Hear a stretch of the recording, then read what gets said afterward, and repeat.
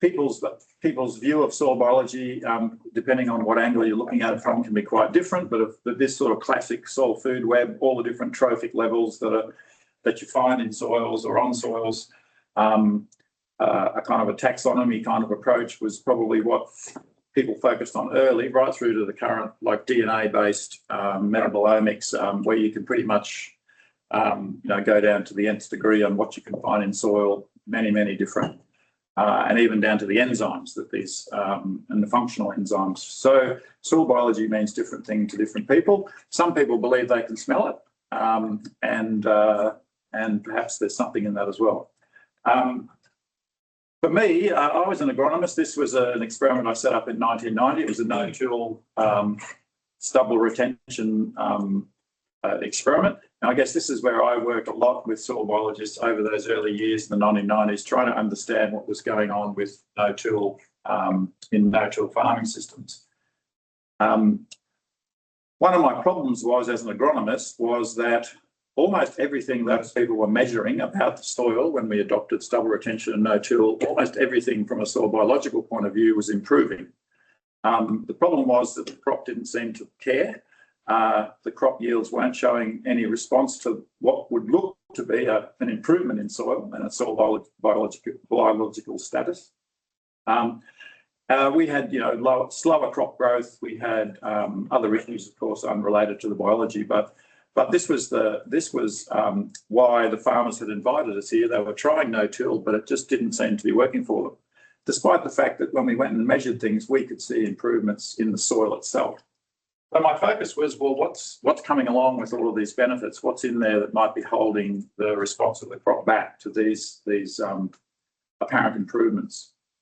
And I guess one of the ways I think about this is that almost all of our understanding about plant roots and their function in soil, their uptake of water and nutrients, all of the things that roots are experiencing in the soil, pretty much came in the early years from either laboratory experiments or from disturbed soil in a pot or in a paddock that was cultivated.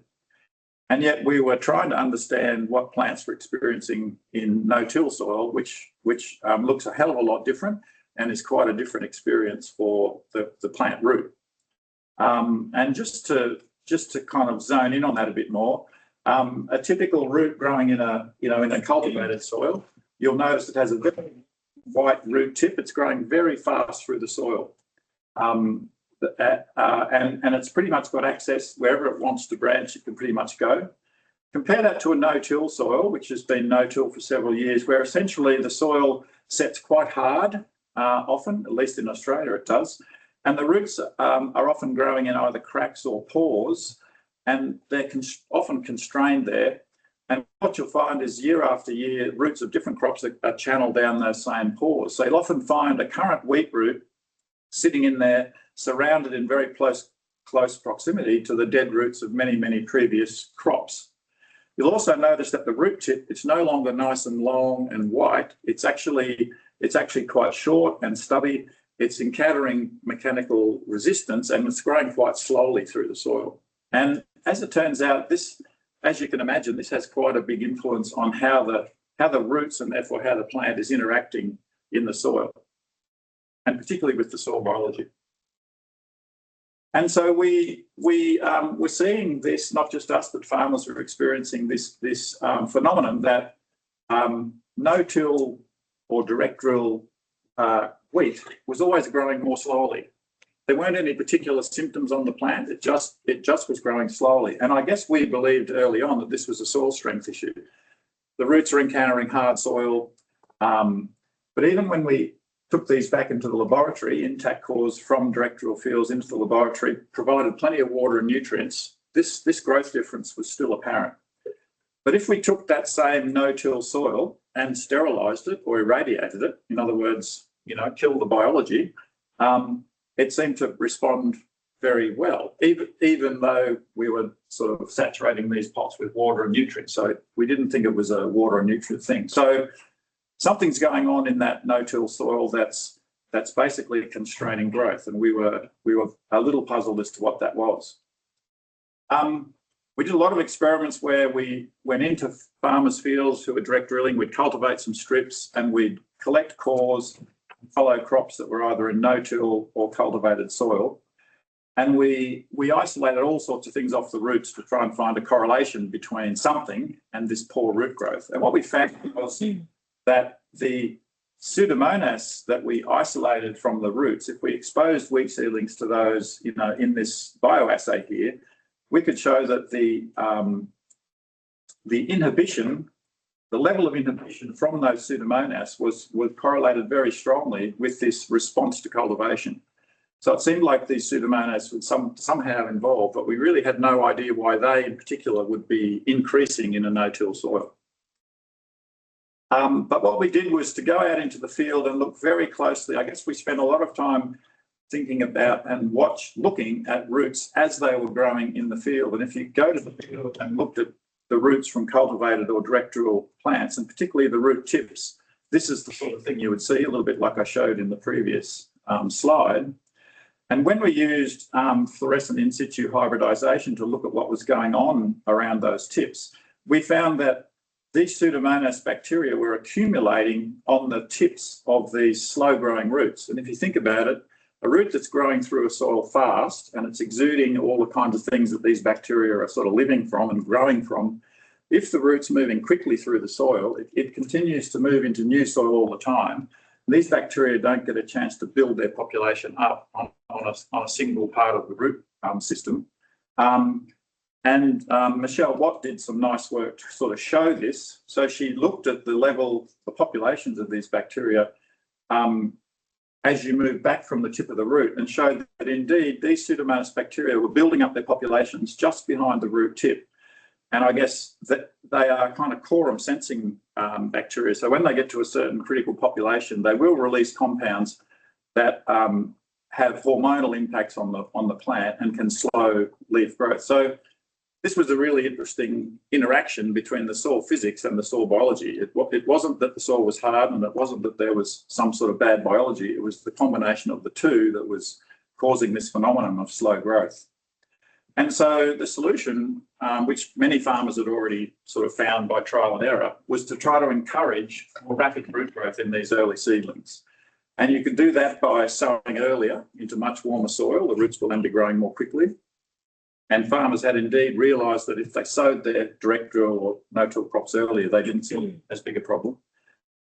They were also fitting metal blades underneath their sowing tines so that they would disturb an area below the seed. So when the first roots came out of the seed, they were actually in quite soft soil without having to cultivate the whole soil surface, because they weren't really wanting to do that. And thirdly, we did spend some time looking to see whether there were wheat varieties that had inherently and genetically faster roots. And indeed there were. And we did show that if you looked at the seminal root growth of a range of cereals, the red ones there are wheat, and then there's some other cereals. I've just marked 3 of those varieties. If you looked at the extent to which their growth was limited in no-till soil, you can see that the ones with the slowest growing roots also had the biggest impact on shoot growth compared to cultivated here. So this is the cultivated level set at 100%. Whereas these vigorous varieties with more vigorous roots seem to handle that no-till soil more effectively.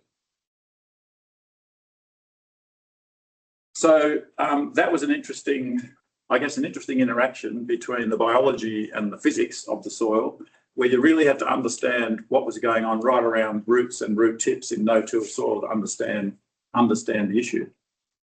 And so out of that work, I guess we moved from no-till. There was an evolution out of no-till, which many farmers by the year 2000, 2010, they'd all adopted no-till because of the fuel savings, time savings. It was protecting the soil. They'd adopted those strategies to try and overcome this poor early growth. And there were also times and reasons why cultivating the soil may be necessary in our farming system. And I've sort of listed a whole lot there. Farmers were still concerned that, that some kind of cultivation after many, many years of no-till might be doing some irreparable damage to soil. So we wanted to check that out. So we went into that long-term experiment. And we took some plots that had not been cultivated for 20 years, and we put the rotary hoe through one half of them, and then we followed the crops and the soils for the next 5 years. And effectively, we didn't find any persistent effects on the crop or the soil. There were some short-term effects on aggregate stability and on soil carbon that were pretty much recovered within the year. And so we were able to say to the farmers with a reasonable amount of confidence that if they had one of these issues and they did need to do a strategic till periodically, that they could do that without doing the sort of damage they were worried about to their soils. And so that paper was published back in 2020. I spoke in my last talk about this revolution in strategic deep tillage that's going on in southern Australia and Western Australia on these sandy soils that set very hard and become acid. This is a different type of strategic tillage where you really are doing quite a significant disruption to the soil, but that's to overcome the sort of issues that are causing this kind of difference in crop growth. But once again, if they pick the time to do this and they do it in a safe way, that the increased biomass that these crops generate and the increased organic matter that's going back into the soil year after year, because these sort of effects are persisting for quite a while, are slowly improving the soil and the soil conditions on these sandy soils. So myth, I guess, I was talking about microbes and myth. I guess the issue that the farmers had was they were concerned that tillage, any kind of tillage, after having adopted no-till, was going to be devastating for their soil. And I think with sensible application of strategic tillage on our soils, it's a sensible operation when it's required. So moving to a second sort of interaction, here I'm still looking at things going on around root systems in the field. So canola came in as a rotation crop sort of in the early 1990s as well. And when we started looking at the performance of wheat after canola, we pretty much saw that,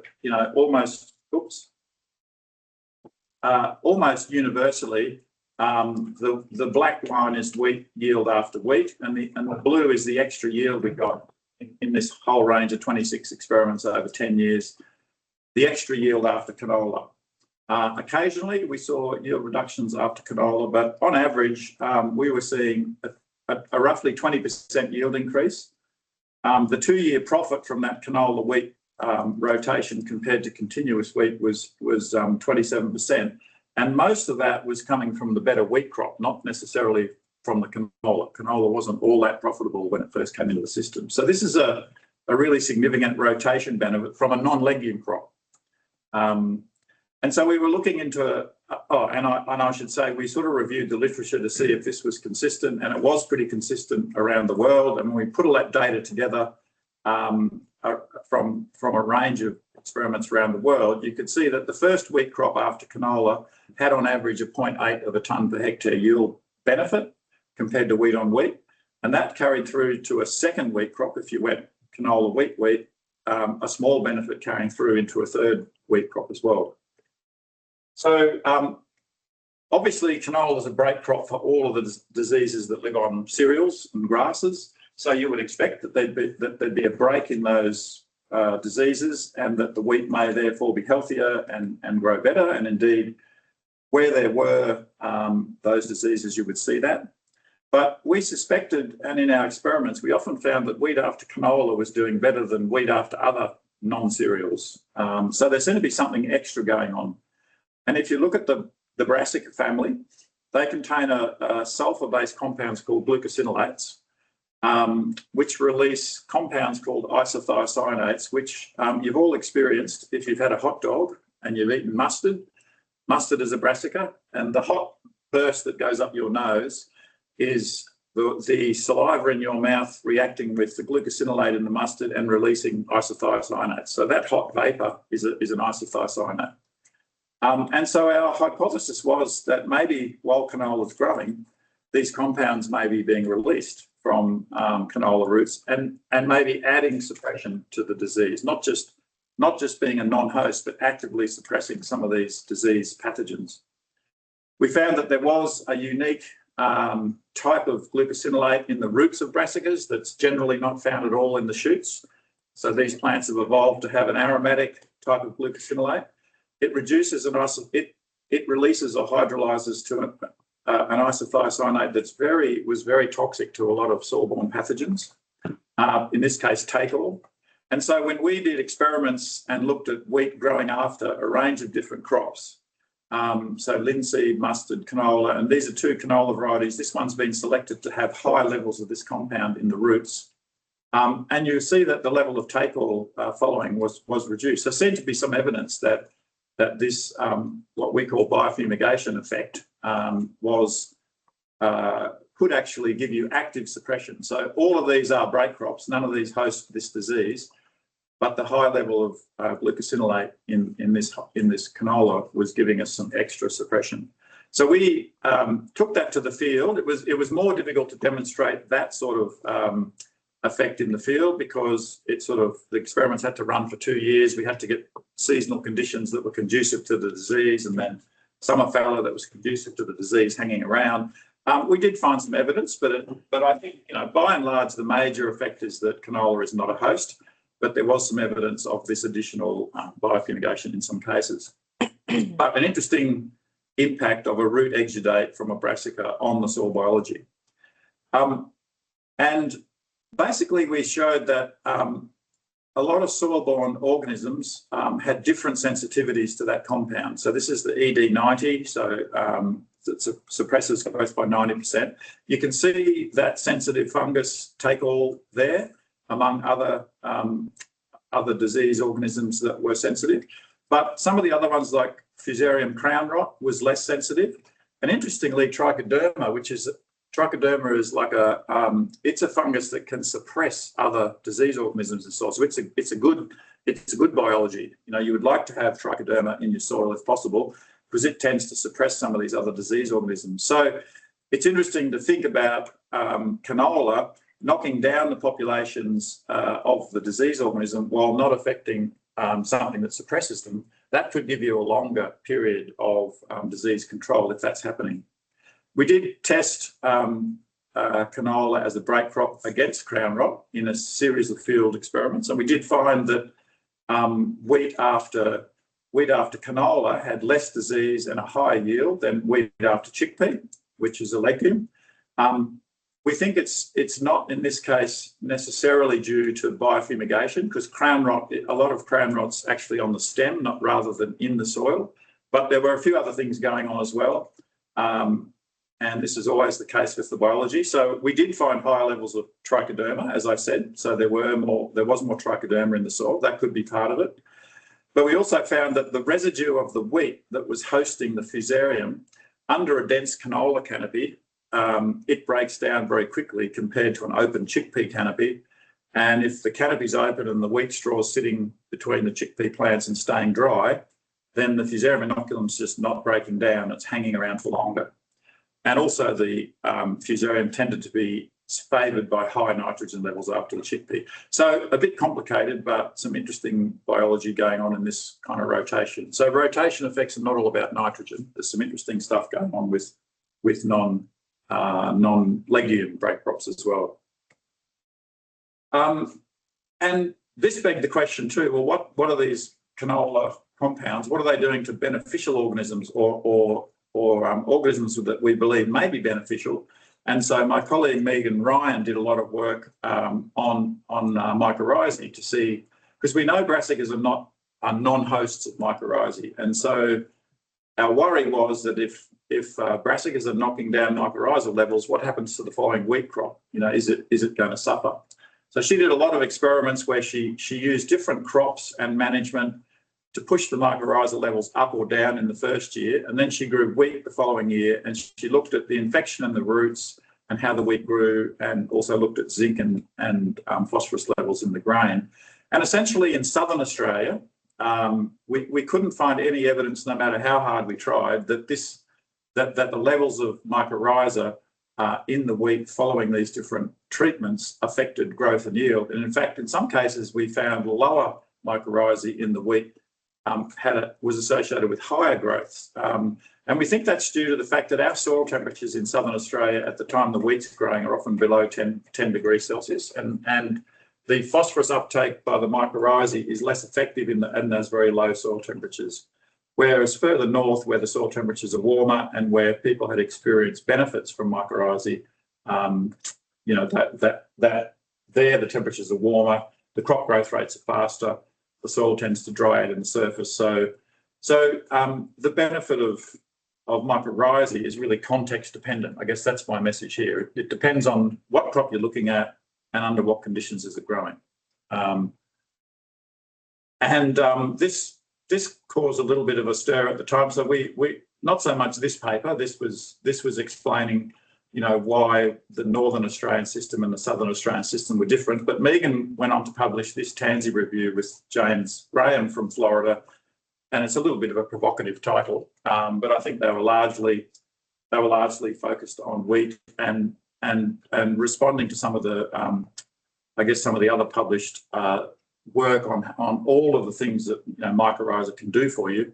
And then in response to that review, some guys from Germany, they wrote a rebuttal, and the editor quite kindly gave us the opportunity to have a look at their rebuttal and write another, and they appeared together, which was nice. So, you know, these things can be controversial. I don't think it's controversial. I think it's just context, right? Mycorrhizae are going to be incredibly important in certain circumstances, situations, crops, environments, and in others it may not be. And if it isn't, we shouldn't be worrying farmers about, you know, managing it up or down. That was essentially our point in these southern dry systems in Australia. So moving on to, so that's sort of just a couple of examples of some of the work we did where we were sort of essentially saying the biology that's happening around roots in the field is probably the biology that's going to be influencing crop growth and crop performance. And so for a long time, we were sort of focused very much on the rhizosphere and what was going on in the rhizosphere. This work really shifted out into the bulk soil. And this long-term trial had been going on for long enough that we were starting to see, or we were asking what was going on with the soil carbon. The expectation was that, you know, where we'd been retaining stubble, not cultivating, compared to burning and cultivating, we should have seen some increases. Before I get onto the carbon increases, let me just say at this site, when you put all the data together at this point in time, this was about 20 years in, the other dots are from somebody else's trial not far away, just to show that it was pretty consistent. Essentially what we showed was that retaining stubble in our environment is either sort of neutral or beneficial when you're in very dry seasons. That makes a lot of sense. When things got wetter, so, you know, here's 12 inches, here's 24 inches of rain in the growing season. In these wet seasons, it seemed that stubble was causing yield penalties. This was despite the fact that we were achieving really good establishment. It wasn't a problem of establishment. And we suspected that it was probably nitrogen tie-up. And so we did some experiments to show that if we added more nitrogen early, or if we deep banded the nitrogen, basically we could overcome a lot of this yield drag. So essentially it seemed that the stubble was essentially immobilising the nitrogen. In other words, the microorganisms would first crack at the nitrogen and the crop was suffering early on and not catching up. And then immobilisation is sort of the theme. I mean, I knew about that, but this next sort of bit of work is related to immobilisation. So we've been at this for 20 years. As you can see, we were often incorporating or not, or burning significant amounts of crop residue at the site. And we were expecting to see improvements in, or at least reductions in soil carbon where we were burning and cultivating.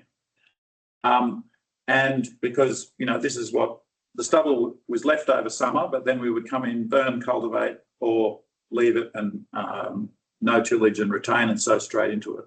And you'd expect to see some differences there. But after 20 years, the average wheat yield was still a little bit lower with the no-till retain, and the soil carbon, there was a difference, but it wasn't you know, at a level that we thought you'd get from 20 years of burning it or not burning it. You really would have been expecting to see a bit more difference. And as it turned out in the literature, there were other examples around the world where people had done burning or retaining stubble for years and years and didn't see a whole lot of difference in soil carbon. So my colleague, Clive Kirkby, was interested in why this was.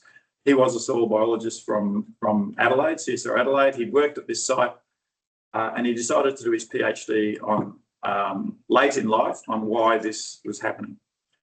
And the best way to explain this, I think, is just with this message, and it's kind of in three parts. So you don't find carbon in soil, you find organic matter. And organic matter doesn't just contain carbon, it contains carbon, nitrogen, phosphorus and sulfur, and they're in very predictable ratios. And if that's the case, then nutrients and not just carbon could be limiting your ability to sequester carbon and to build up soil organic matter.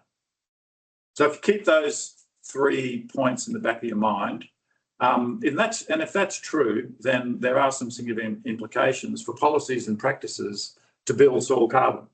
And so soil organic matter, we know, contains the microbial biomass, the particulate organic matter, but a lot of it is this fine fraction or humus or whatever you want to call it, mineral associated organic matter. There are many, many names, but essentially that stuff is 60 to 65% made up of dead bits and pieces of these guys. When they die, they contribute to this pool of humus in the soil, and that stuff has a very, very consistent ratio, as we do, humans, microbes, a very consistent stoichiometry of carbon, nitrogen, phosphorus and sulfur.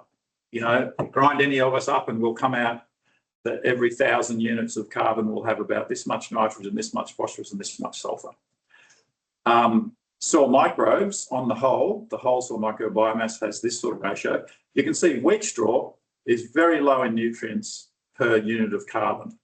And so if we're putting this into soil and we're trying to turn it into this, you can see there's a lot of nutrients missing. That doesn't add up. Microbes need nutrients to grow. So if they're not getting it from the wheat straw, you know, where are they getting it from? And if you're really efficient with your cropping system, so the crop gets it, how much is left for the microbes? So this was the work from Clive's thesis. So Clive checked his theory. Is there a consistent ratio of carbon to nitrogen, carbon to phosphorus, carbon to sulfur in soils? He looked in the literature, 760 soils from all around the world. The red ones are from Australia. And indeed, for the nitrogen, carbon to nitrogen, carbon to sulfur, quite a tight relationship. It doesn't matter whether you're, 0.1% carbon or 12% carbon, the ratio is pretty similar. Same for sulfur, because these are mainly found in the organic matter. The ratios for phosphorus are a little less strong because there's a lot of inorganic phosphorus in most soils. And so that tends to throw this relationship out a bit. So yes, it seems true that in soil organic matter, no matter what the carbon content, the ratio of nutrients. So that means that if we want to sequester a given amount of carbon in soil, we know exactly how much nitrogen and sulfur we're going to need to find to do that. So Clive tested this theory in big tubs of soil. He had 4 soils. He added 10 tonnes of wheat straw with and without nutrients. This is the ratio. Once you account for the nutrients that are already in the wheat straw, this is how much extra nutrients you needed to add to have that stoichiometry that microbes like. And he let the soil sit for 7 cycles of 3 months each. And I won't show you all 4 soils because they all did the same thing. Didn't matter whether they were 8% clay or 60% clay. But essentially, this is what happened. If you add 10 tonnes of wheat straw, so that's about 5 tonnes of carbon, every 3 months for 21 months, and you measure the soil carbon at the end, this is what happened. If you added nutrients at these ratios, this is what happened. And that was the same. It didn't matter whether we had 60% clay or 8% clay. In the second study, to try and understand what was going on, did a very similar thing, but this time he used labelled carbon straw. So this is wheat that's been grown with labelled CO2 so that you can tell when you go into the soil and measure the carbon, you can tell what carbon has come from that new straw I've added and what carbon was already in the soil, because that'll be C14. And what that showed was that when you just let the soil sit there and incubate and you don't add anything to it, so don't add any straw, just let it incubate, you can see that it mineralises away some of the carbon, so it lost about 9% carbon. When you just add the straw and the soil, what you can see is that we sequestered about 13% of the straw that was in that, the carbon that was in that wheat straw, we did find as organic matter in the soil, but we lost 30% of the organic matter that was already in the soil. And that's because the bugs haven't got the nutrients they need to deal with all that new carbon you added. So what do? They go into the existing soil organic matter, release enzymes, break down the existing organic matter to get the nutrients out. And so you lose a lot of the existing soil organic matter. And in the end, you lose soil carbon. So he added 12 tonnes of carbon to that soil and lost 17% soil carbon. But if he added the nutrients, this time with the nutrients there, giving the bugs everything they needed, we sequestered 37% of the new carbon. We only lost 23% of the old carbon, and therefore we sequestered overall we're 14% ahead. So that sort of that's an explanation as to why you can be adding carbon into soil, and depending on the form of that carbon and the access to nutrients, you may not sequester carbon in the soil. So it's the combination of increased new carbon and a decrease in the loss of the existing carbon. And I showed this slide in my last seminar as well. Like, that's just a visual demonstration of what happens if you just put chopped up wheat straw into a moist sand and leave it without any nutrients. After 5 weeks, it's just sitting there. If you add the nutrients, then you get this kind of effect. So this sort of is kind of a visual example of what Clive's experiments showed. So that's all fine in sort of little petri dishes and tubs in the lab, but could we make this work in the field? So Clive took my plots that which have the stubble incorporated every year after harvest, and we split them in half, and he added his nutrients at the right ratios to one half, and on the other half he didn't. We came along and measured the soil carbon down to 1.6 metres, at the beginning and after 6 crops. And basically at the end of that, where we just continued to incorporate without the nutrients, we lost 3.2 tonnes of carbon down to that depth. Where we're adding the nutrients, we gained 5.5. So the net difference there is 8.7 tonnes of carbon per hectare. And that's the first thing we did at that site, I think, that ever stopped the loss of soil carbon and kind of turned it around. And remember, we did it with a rotary hoe. We were cultivating that soil every year. So that sort of that's interesting. That means that tillage may not necessarily, at least on this soil, be the key.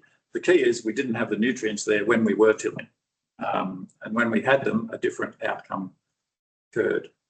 And the interesting thing as well is that we're only tilling in the very top 15 centimetres of soil, up here, and yet the difference in soil carbon, this difference here that I told you, that when you look down all the way down to 1.6, there were significant differences at depths all the way down. So, which says to us that some of this additional carbon that we're producing in the topsoil may be getting moved down in the soil water. So dissolved organic carbon moving down. Was it more roots? I mean, we didn't have bigger crops from what we were doing. They were the same size at anthesis, so I couldn't argue there's more roots putting carbon down there. All I can think is that we created this little factory in the topsoil that was producing more microbes, more dead microbes, more soil organic matter. Some of it's soluble, and so it moved down with rainfall. And the other interesting thing about this is that those nutrient ratios, you can see here that, it doesn't matter.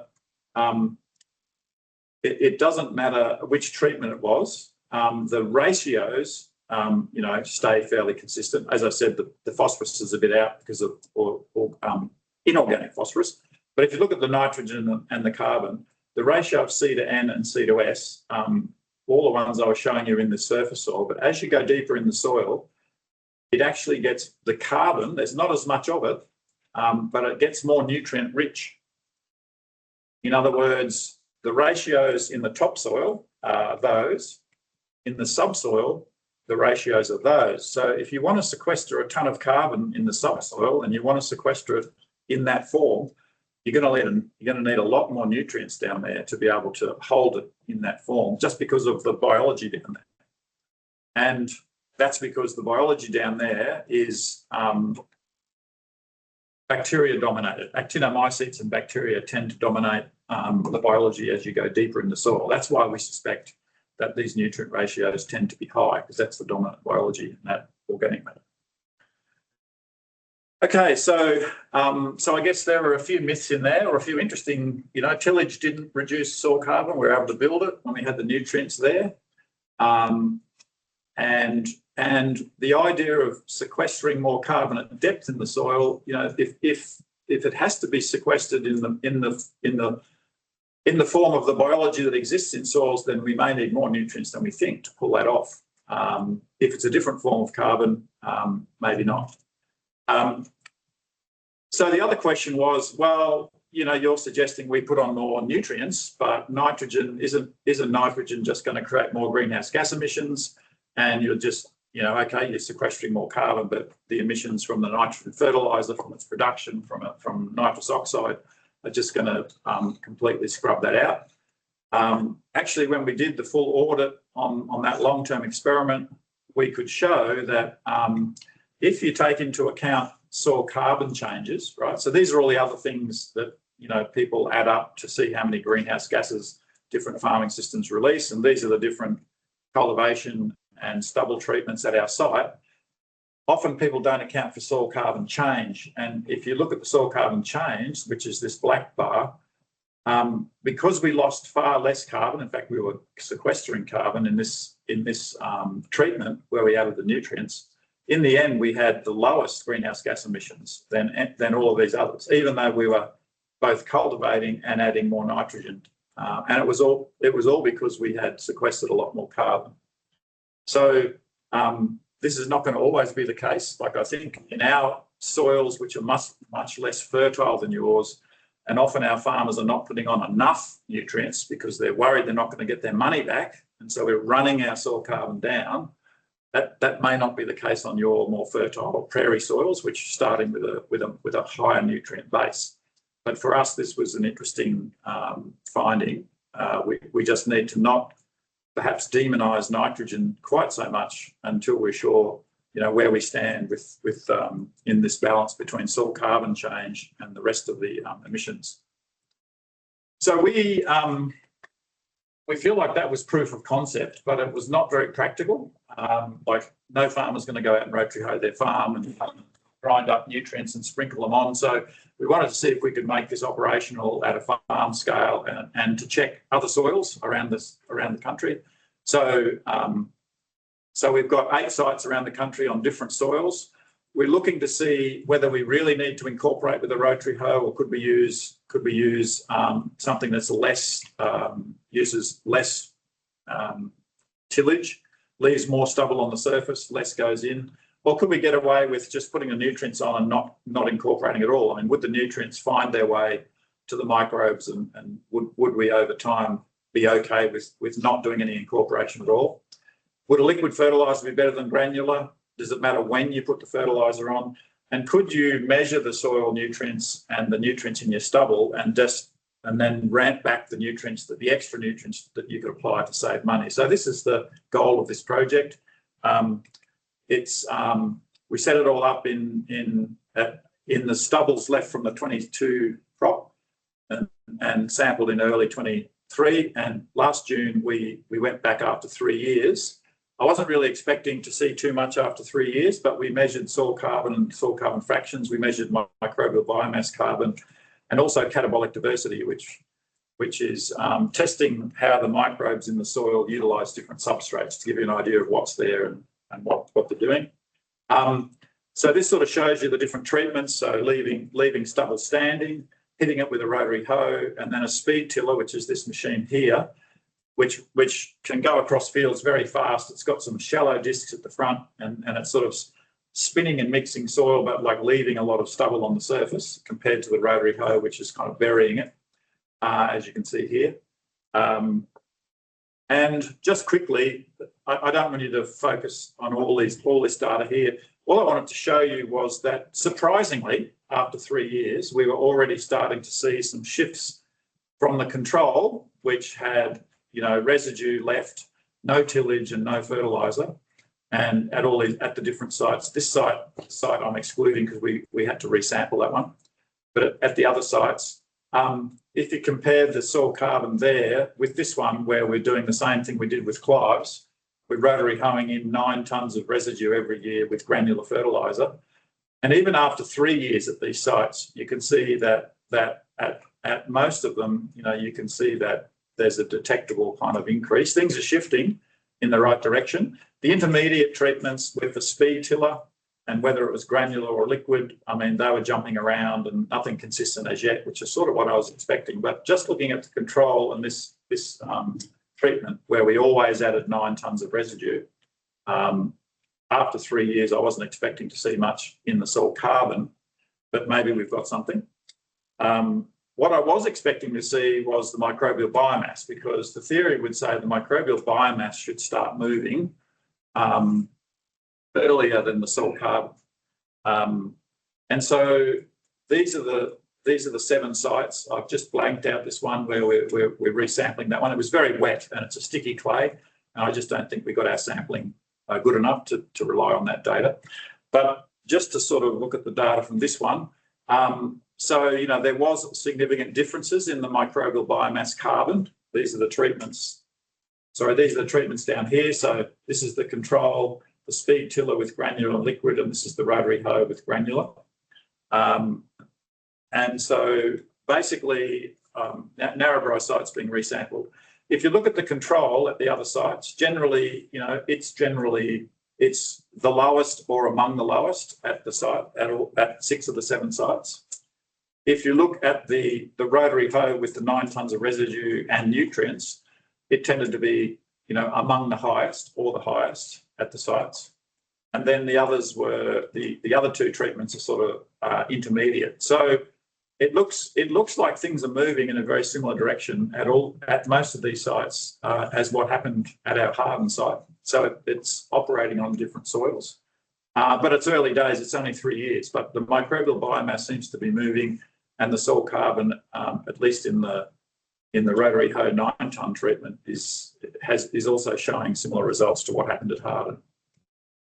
The other thing we are measuring, as I said, is the microbial catabolic diversity. So here you get the microbes from the soil and you expose them to a whole lot of different carbon substrates to see how well they utilise different carbon substrates. And that tells you about the diversity of microorganisms that you've got there, and something about the functional capacity of the microbes. And it complements genetic information if you're doing other kind of other DNA studies. And for that, we could see very clearly that there was a huge site effect, and you'd expect that because I picked quite different soils around the wheat belt, and they tended to separate out in terms of what was going on at the different sites. But there was also, if you pull the sites out and look at them more closely, these biplots also could sort of separate the different treatments as well. So it does seem like there's some different stuff going on with those different treatments. I would have to ask Gupta, the microbiologist, about what all this means. But it does mean that we're seeing differences in the microbiology, and that's starting to sort of come out as microbial biomass differences and potentially early carbon differences. So on the question of greenhouse gas emissions, rather than just do a sort of a lookup table type greenhouse gas footprint, we're now measuring it. So we set up a new experiment last year. We've got treatments of stubble incorporation with and without nutrients, and we've got these fancy state-of-the-art kind of chambers, these automatic chambers. There's one there that's closed, so they all close, and while they're closed, they're measuring all of these gases simultaneously, so you can get a continuous readout of nitrous oxide, CO2, water vapour, and ammonia, and we are monitoring for 3 years what goes on in the summer when we incorporate, because sure, we might be sequestering more carbon, but if we're just blowing off more nitrous oxide or CO2, then in the end, it's not going to be particularly where we want to go. I don't have any results just yet for that, but Xiaoxi Li is the person who's running that experiment, and if anybody's interested in that, and we should be getting some data from the summer fallow. The summer fallow's just finished. They're about to sow a trial into that, sow a crop into that, a wheat crop into that next week, I think, and then we'll hopefully continue to follow it through 3 solid years. So I guess that sort of brings me to this idea that, you know, you hear people say that, you know, mineral fertilizers are reducing soil carbon, or it's bad for the soil, like synthetic fertilizers are bad for the soil, and it can run down your soil carbon. Well, you know, we found the opposite. But I think if you think about the stoichiometry, and if you think about the fact that what microbes want is they want the carbon and the nutrients in balance, it could be that if you're already loaded up with lots of nitrogen and other nutrients and you put on more, it could be that the microbes break down the organic matter that's already there to get carbon, to get energy, right? So that could happen. And I think this was a good quote from this paper.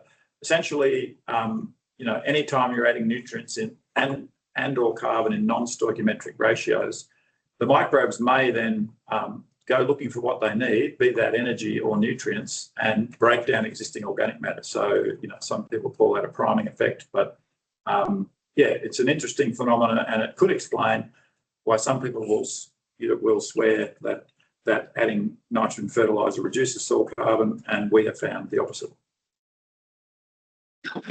So coming to an end now, just to say that we do have ongoing experiments. This is in its ninth year, where we have brought a lot of these aspects of the farming system together. So, you know, different crop rotations, in particular bringing legumes into the picture, different nitrogen strategies, and different sowing dates to try and create more biomass. We're looking at all of those. We're measuring a lot of things, and I've marked the red ones here. Those are the things related to the soil biology or to the greenhouse gas emissions and soil carbon. So we are collecting a lot of data. At this stage, we don't have a lot coming out of this, but this microbiology, Gupta Vadakatu, who's a soil microbiologist at CSIRO in Adelaide, he's been sampling a lot of these projects, right? These are running right around Australia. I'm managing 4 of them, but and he's just published a paper. I don't know, you may have seen it. I only just got a message that it had come out, and looking at how crop intensity and diversity shapes soil microbial functions in agroecosystems and insights from long-term studies. I haven't had a chance to read it yet, but this is the team that will be monitoring and has been monitoring our sites. This might be more of a review than experimental data from our site, but anyway, I just saw it there, so I thought I'd throw it up for those that might be interested. The other experiment is this long-term farming systems experiment where we've tried to scale right up and use a lot of digital technologies, you know, soil maps, soil sensors, drones. You know, we're trying to basically scale this up and see how much we can measure and monitor remotely. And set up an experiment that might go, you know, for the next 20 or 30 years.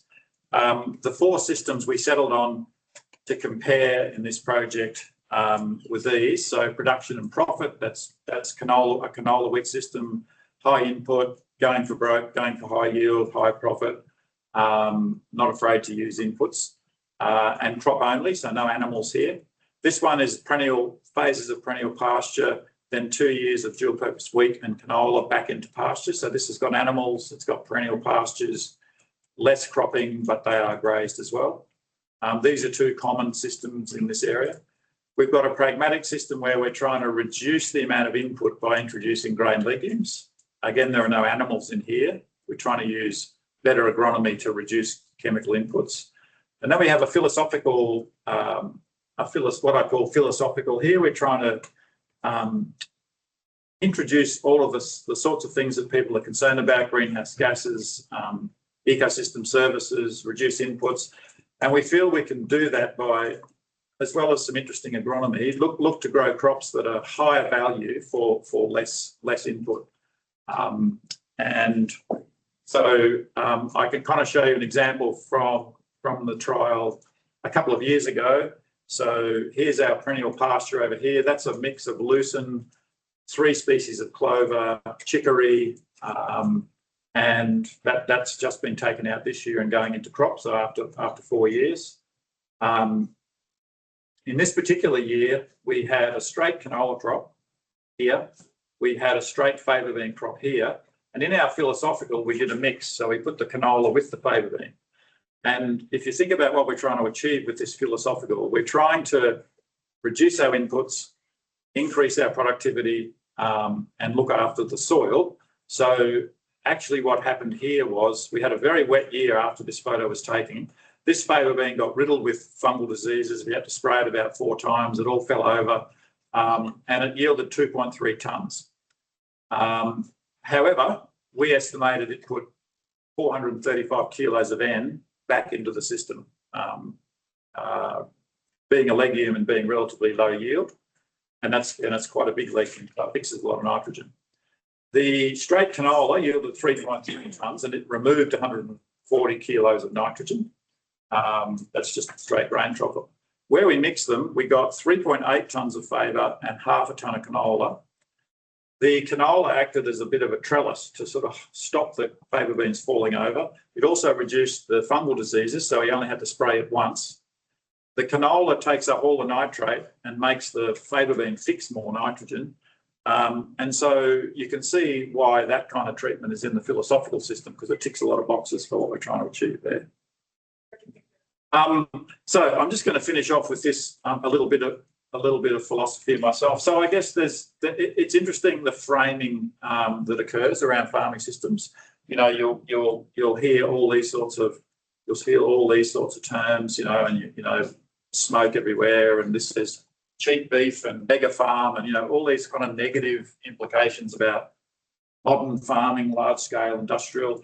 You know, whilst on the other side you've got all these nice terms, and you've got a beautiful garden farm here, looking green and happy and rainbows. And you know, to some extent, I'm not sure that this kind of framing is sort of useful. I think we've got to let science and mechanistic understanding, you know, drive our advice. I think there's definitely good elements here, but you know, some of these aren't necessarily bad.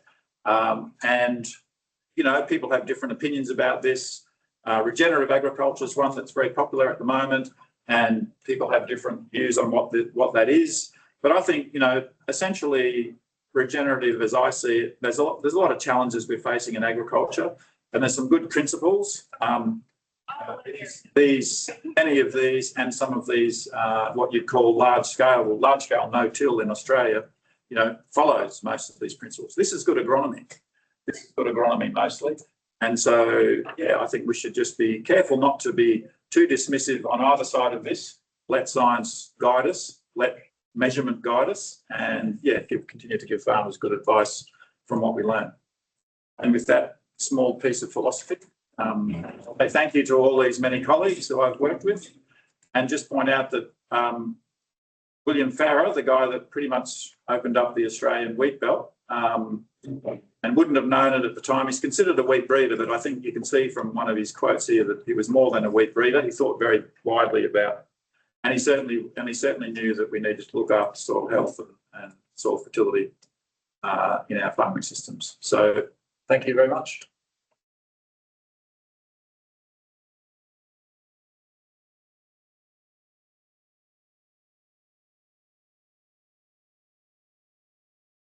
Take questions if there are any. Well, you want to go first? Okay, go ahead. Okay. So in your AMF experiment that you showed, how was precipitation correlating to AMF? Like, what was precipitation like there? Oh, that's going back a little bit, I think we had a combination of variable, I'd say. Yeah, it was variable. We would have had some dry years, we would have had some wet years, but yeah. And that was on sandy soil. They're more loamy and clay. Yeah. This was in southeastern Australia where I'm based. It wasn't on those sandier soils down in South Australia and Western Australia. Yeah, the soils in my area are kind of more red acidic loams and sort of heavier clay, brown clays. Yeah. But interestingly, she went to a stock route. So this was an area that's never been farmed. It was an area that's set aside for farmers to move animals long distances across the country. So I've never seen any fertiliser. We thought we may see some responses there when we push mycorrhiza up or down because the phosphorus fertility was very low.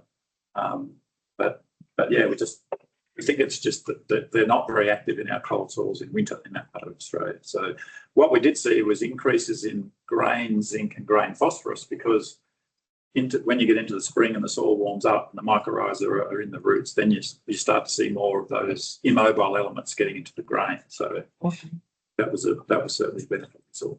And did you have any data on root architecture, or did you test different genotypes as well? I'm not sure that there would have been a range of different wheat varieties. I don't think she specifically selected any that differed in architecture in any way. She was mostly just digging up the roots and using the blue dye to kind of count the skills and stuff. Good. Excellent presentation. I think I sent you the stuff from Greg Rubetsky, who is finding some differences between semi-dwarf wheats that have the OHT1 and 2 genes, which are GA insensitive, and some of his long coleoptile wheats which have OHT13 and 18, I think, and are GA sensitive. He's finding out there responding to it, which is an interesting observation. Chuck, I think you. Yeah, I got. we can maybe talk later too. I would challenge some of your ideas. A couple things. One is the first experiment was that continuous wheat. With the root stubble shortened root. No, the Harden experiment, the Harden site, we deliberately went into a good rotation so that we didn't have root diseases as an issue, because a lot of the no-till stuff that had been done up until then was continuous wheat, and if you're retaining stubble in continuous wheat, you pretty much ask. You can't do no-till continuous wheat. Yeah. We went break crop wheat, break crop wheat, break crop wheat. It was usually either canola or lupin in the first 20 years. So okay. Clive Kirkby got into a few years of continuous wheat with his carbon work because he wanted to produce lots of carbon, and that was in the millennium drought. So we tended not to see a lot of root disease. It was pretty dry. So okay. But anyway, what was your point? Well, I guess at least with crop rotation, and I'll add another comment, but we see better root growth or better soil structure with no-till. Yeah. So you actually get better root growth. Your example there was coming down that 1-4. Yeah. Isn't what we normally would see here. I think that's just a difference in our soils. Yeah. I think well, that's pretty. So, but that's been a crop rotation. Sorry. That was in a crop rotation. Yeah. So what's your yield level there? Rainfall and yield. About 500 millimeters a year. So okay. And the yield average 4.5. Okay, so pretty decent. Reasonably decent. Yeah. We would consider that medium to high rainfall. Yeah. But the worst thing you can do is no-till without residue. Yes. You might as well tell it. Yeah. Because we did experiments where you took off the residue and no-till underperforms. Yeah. Even with tillage. So you need to have that residue for moisture and other activity. And that's probably because when you take the residue away, that topsoil probably gets, Well, you don't have the moisture retention. Yeah. Besides other things. The other thing was I went, at least in our work with corn. Yeah. Zama just left, but we got Almost. oh, we got C13 evidence that we think that the no-till corn roots are going down deeper Oh, yeah, sure. than the tilled. And I would argue, and actually, there's been work at Kentucky that's also done similar things. And just because you didn't get above ground changes, that doesn't necessarily, I wouldn't, until you measure it, Yeah, I wouldn't necessarily agree that there's no change in root distribution. no, that's true. We didn't measure it, so I'm just basing it on the antithesis biomass, Yeah. assuming there's some sort of balance. But you're right. We got deeper. I'm pretty convinced with the C4, C13 evidence that we're getting deeper roots and carbon sequestration, deposition down at 60. The other thing about the no-till soil with the macropores is that it may move the carbon down more effectively because you've got mass flow down. Potentially, yeah. But so we can talk more about the adding nitrogen or nutrients and that. The other thing is on greenhouse gases, we actually, because you have better structure and porosity, we got lower nitrous oxide emissions with no-till systems.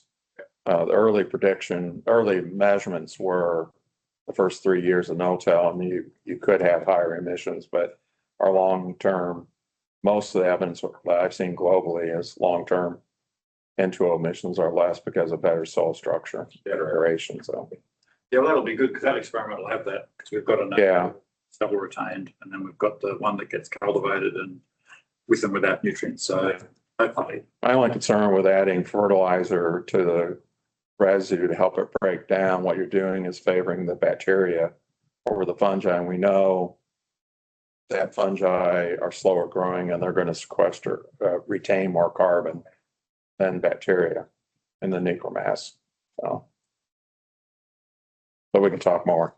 yeah. I think that's interesting. Thanks. I enjoyed the presentation.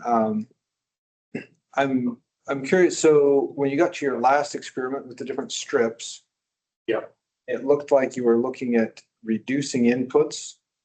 Yep. And I was curious because your prior stuff was looking at increasing inputs to increase carbon. So, I mean, maybe can you explain maybe they're just totally different studies, but I was expecting that you would have had some component of that strip study where you were increasing inputs Yeah, to improve soil. So can you explain maybe what's going on there? So with this treatment here, which is the canola wheat system, that one we are not afraid to use fertilizer both on the crop and also on the stubble. So we will, we'll if this has a huge amount of wheat residue and we think we can't get the canola into that, we'll incorporate that with some nutrients just to get it to break down quickly so that we can get the canola crop up on time and with a good population. But with this one, Is that system 2 that you're talking about? System 1. System 2 has got a perennial pasture with alfalfa. So its nitrogen source is coming from 5 years of perennial lucerne. This one's nitrogen source is coming solely from fertilizer. This one's got grain legumes in a kind of rotation with canola and cereals. And this one we're also mostly using legumes, but in more adventurous ways. So we'll put a clover underneath it. We'll put fava beans and canola together. Like we're trying to get a legume in there in ways that not only reduce nitrogen input, but also fungicide input and other inputs, herbicide inputs. These intercrops, they cover the ground quicker, so you're kind of out competing weeds, stuff like that. So it's just opportunities to use different agronomy to reduce the input, both for their cost, but also their greenhouse gas footprints and things like that. Because how does that compare to the previous studies where you were increasing fertilizer inputs to increase carbon sequestration? And I thought you'd showed one where increasing fertilizer to reduce greenhouse gases. When you've got legume residues, they already have the right nutrient ratios. Legume residues disappear, almost overnight because they have the nitrogen, phosphorus, and sulfur in them with the carbon. That microbes, that they will get stuck into that very quickly. And so because we've got more legume residue going into these systems, we're not necessarily needing to use this other system. So this other system of adding fertiliser to straw, that's a system for intensive wheat and canola systems because, you know, that's where you're most likely to be running down your soil fertility. And in those systems are where growers will sort of put a little bit of fertiliser on when they sow, and they'll put the majority of it on as a top dress halfway through the season. So the crop just gets it all. You know, the crop's growing very fast. And that's where we think often there's less nutrients finding their way into the microbial pool. Because the farmers, that's a sensible thing for farmers to be doing, but they're just running down, they have been running down their soil organic matter with that sort of strategy.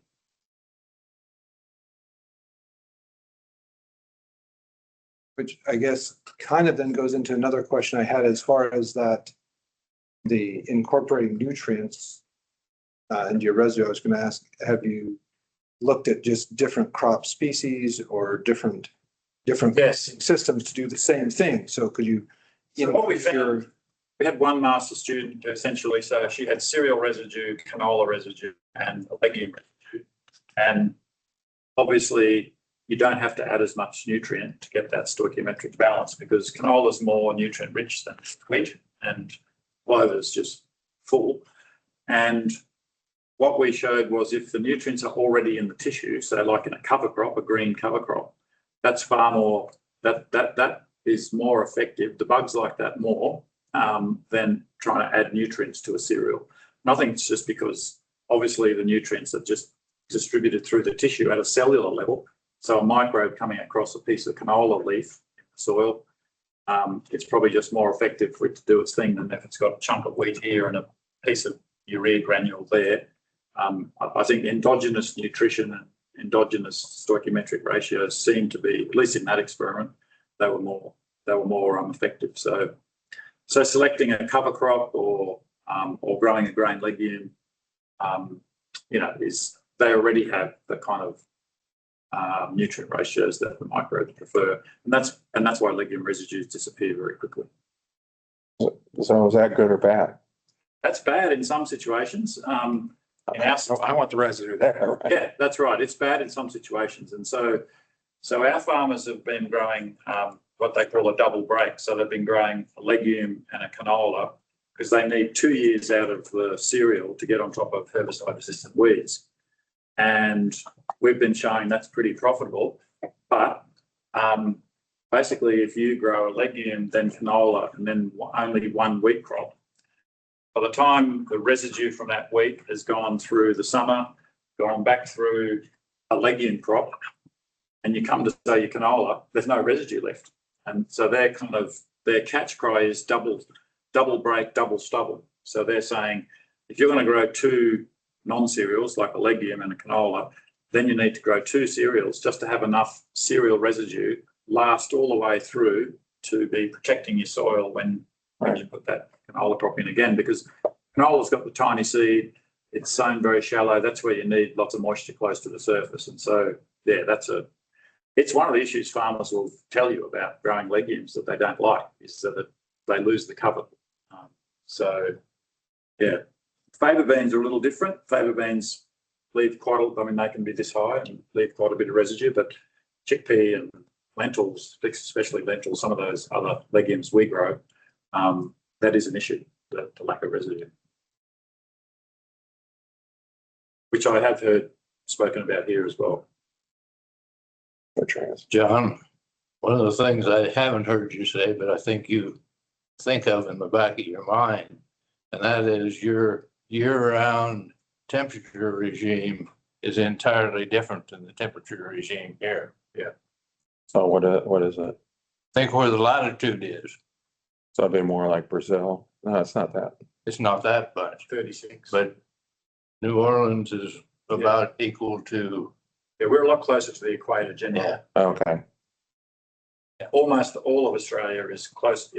Yeah. If you put Australia. Yeah. Map You of showed, Australia. you showed us the map. Yeah.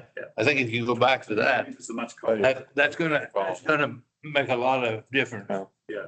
In what happens here and what happens there. Yeah, and It was really brought home to me when I went up into central Queensland. They say, well, what do you do about volunteer sorghum and wheat? Anybody heard of volunteer sorghum and wheat here? Yeah, Very, very seldom. I've got a lot of volunteer weed. It's causing the mosaic streak. Volunteer sorghum and wheat? No, oh, sorghum. I thought you said volunteer weed. No, volunteer sorghum and wheat. Oh, yeah, no. No, it happens in our part of the world, yeah. yeah. No, that's true. Which is why, yeah, the mycorrhizal thing was interesting. But when we compared Queensland with southern Queensland, have deep clay soils which dry out. They haven't put any phosphorus fertiliser on for 100 years, and they got very warm conditions. So it makes sense that mycorrhiza are going to help the wheat up there. Yeah. Whereas down south, colder soils, we put the wheat in and it kind of sits there and grows slowly. The temperature is very low. And we put phosphorus with our seed. We've been doing it. We have to put phosphorus fertiliser right by the seed. So it's the context that just made mycorrhiza much more important. So they had a thing called long fallow disorder because one long fallow was enough to knock the mycorrhiza down to the point where they saw an effect. Okay. And we tried to create long fallow disorder in the south as best we could, but we tried for about 5 years and we just couldn't make it happen because the other rotation crop we had is lupin, and that's also non-mycorrhizal. Yeah. And so wheat grows best after 2 of our non-mycorrhizal crops and fallow. So it was interesting to understand why that was. What do you have in your pasture mixture again? We had lucerne, white clover, 3 species of subclover, and chicory. White chicory. Chicory, well, really good for the sheep. They love Oh, it. really? Yeah. And it's got an incredibly deep root. Yeah. So it'll sort of complement the lucerne. Does it have the terrible, whatever it is in it that makes it so horrible? No, I think the breeders have done a good job at getting the nasties out of it for the stock. Okay. The problem with it is the sheep like it so much that it's hard to get it to persist because they'll just go Really? and chew it out. Yeah. Huh. They have to kind of manage your stock. It's interesting. Yeah. Anyway, I should let you all go. It's Memorial Day weekend this weekend, isn't it? Sorry, I've been watching the TV and they're showing they're predicting chaos on roads and airports and all sorts of stuff. I thought, Yeah, that's stay home. That's the same in Australia. Are you harvesting yet? No. No. Yeah. Southern part of the state, Yeah. going down into Oklahoma over the weekend. Oh, yeah, down there, they might, yeah. Yeah, they were down there. Another week or 2 down south, central Kansas, probably. Finished planting soybeans and corn yet? No. Too wet. Statewide, corn is 63% right now. So, And does that start further west and move this way or the other way around? Or does it depend on the rain? that's great. That's not a change. It probably, Well, thank you very much. I've got some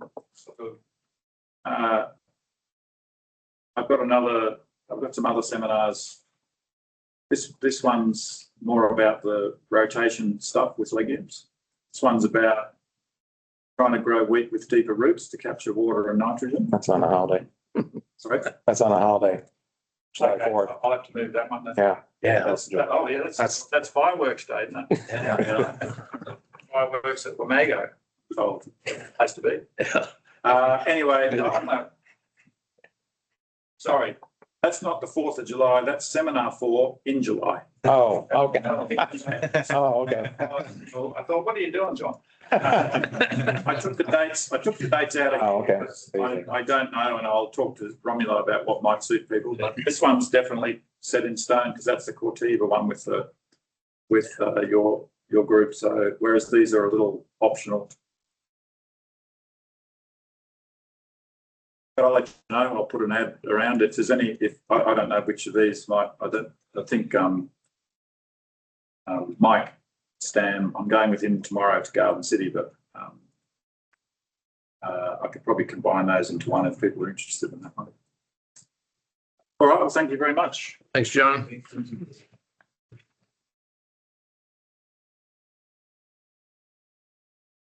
I didn't see it before. That's I all. just saw Thank it. you. Anybody who would like to go, Oh, yeah, I'll send a note to my lab group meeting. we're taking a group to the Land Institute, Salina on the 17th. Romulo's groups. Yeah, If there's any extras that are interested, just. yeah, I'll send a note to my lab. Yeah. I think we have a lab meeting tomorrow. Just out and back for the day to have a look at what's going on there. Okay. Like to introduce myself. I'm